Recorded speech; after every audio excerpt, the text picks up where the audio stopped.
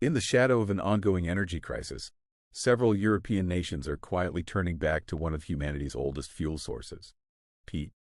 This carbon-rich material, formed over thousands of years in waterlogged environments, represents a critical climate paradox. While nations publicly commit to reducing carbon emissions, the geopolitical realities of energy security are driving a surprising resurgence in peat harvesting. Join us as we explore the environmental, cultural, and political dimensions of this controversial return to an ancient fuel source. Amid the current energy crisis exacerbated by geopolitical tensions, particularly the Russia-Ukraine conflict, several European nations are quietly revisiting peat as a fuel source. This compressed organic material forms over thousands of years in waterlogged environments and represents an intermediate stage between decayed vegetation and coal. While peat harvesting had declined for decades due to environmental concerns, we're now witnessing a remarkable policy reversal. In April 2023, Ireland's Environmental Protection Agency reported a 37% increase in commercial peat extraction applications compared to the previous year, despite the country's 2019 commitment to phase out peat for electricity generation. The Irish government now frames this as a temporary energy security measure, while claiming continued commitment to renewable transition targets. This pattern extends beyond Ireland, with Finland, the Baltic states, and even Canada increasing their peat extraction activities. Peat's importance transcends its practical applications. In many northern communities across Scotland, Ireland, and Scandinavia, peat cutting was traditionally a communal activity that strengthened social bonds and marked the seasonal transition to warmer months. For millennia, the distinctive earthy scent of burning peat heated homes before modern alternatives became available. This deep cultural connection adds complexity to contemporary debates, as peat represents not merely a fuel source but a connection to ancestral practices and regional identity. In parts of rural Ireland and Scotland, community-based peat cutting practices that date back centuries are being documented and, in some cases, revitalized. The Peatland Partnership, a Scottish conservation organization, has paradoxically recorded these traditional techniques even while advocating against commercial extraction. These traditional methods involve hand-cutting peat blocks using specialized tools like the slane, a spade-like implement, allowing them to dry naturally before use, a stark contrast to modern industrial extraction methods. Peat's resurgence presents a significant climate paradox that's often overlooked in global climate discussions. Peatlands store approximately 550 gigatons of carbon, twice the amount contained in all the world's forests combined, despite covering only 3% of Earth's land surface. When peat is drained and harvested, it releases this stored carbon at an accelerated rate. Research from the University of Helsinki quantifies this impact precisely. Their 2022 study found that a single hectare of drained peatland emits approximately 7.5 tons of carbon dioxide equivalent annually, comparable to driving an average gasoline-powered car for 29,000 kilometers. More alarmingly, these emissions continue for decades after the initial drainage, creating a long-term carbon debt rarely accounted for in national emissions reporting. The International Mire Conservation Group estimates that peatland drainage contributes approximately 5% of global anthropogenic greenhouse gas emissions, yet remains largely unregulated in international climate frameworks. This regulatory gap has allowed the current resurgence to proceed with minimal carbon accounting. The environmental concerns extend beyond carbon dioxide emissions. Disturbed peatlands release significant quantities of methane, a greenhouse gas with warming potential 25 times greater than CO2 over 100 years. The water table alterations caused by peat extraction create ideal conditions for methanogenic bacteria, potentially triggering feedback loops that accelerate emissions. Furthermore, the particulate matter released during peat combustion contributes to air quality concerns.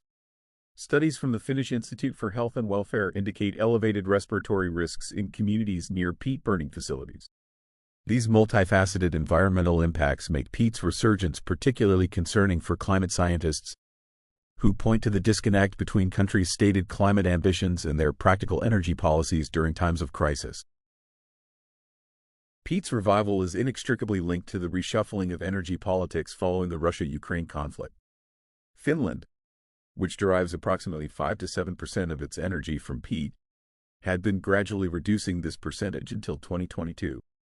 However, in September 2022, The Finnish government announced subsidies for peat producers amounting to €26 million, framing the decision as essential for energy independence.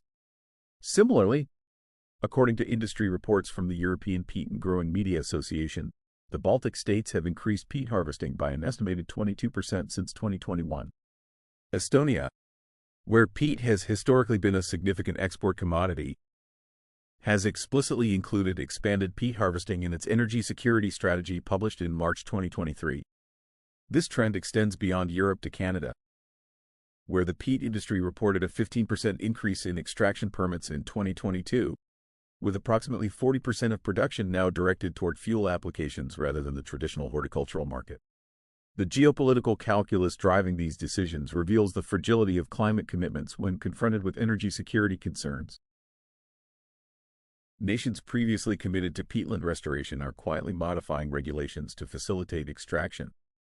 In Latvia, for instance, the government amended its environmental protection law in November 2022 to streamline permitting processes for peat extraction in previously protected areas, citing exceptional circumstances related to energy security. This legislative maneuver bypassed standard environmental impact assessments, drawing criticism from conservation organizations but receiving little international attention. Similar regulatory relaxations have occurred across Northern Europe, often through administrative changes rather than high-profile legislative actions, allowing governments to maintain their public climate commitments while practically enabling increased peat extraction.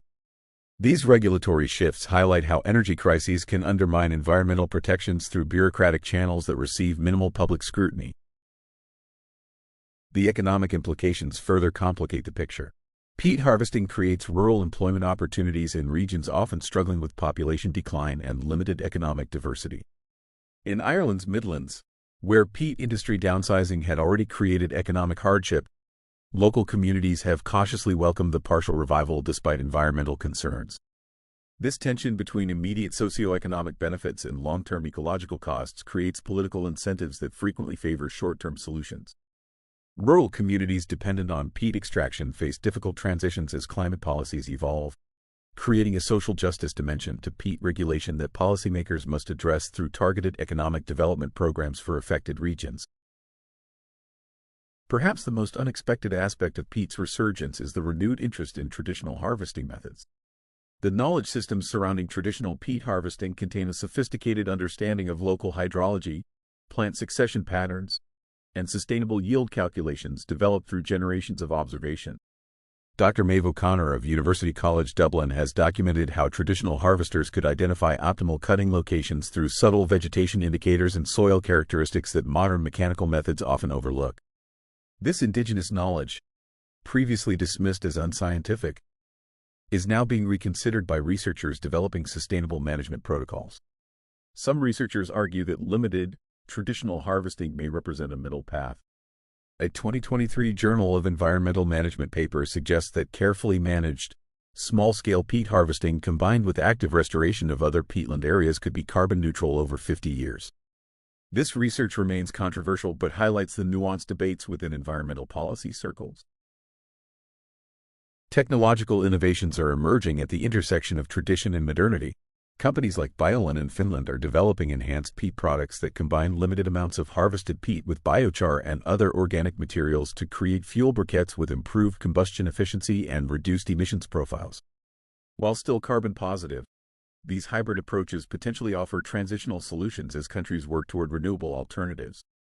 Other innovations focus on peatland restoration technologies, developing methods to accelerate carbon sequestration in damaged peatlands through specialized plant cultivation and water management systems.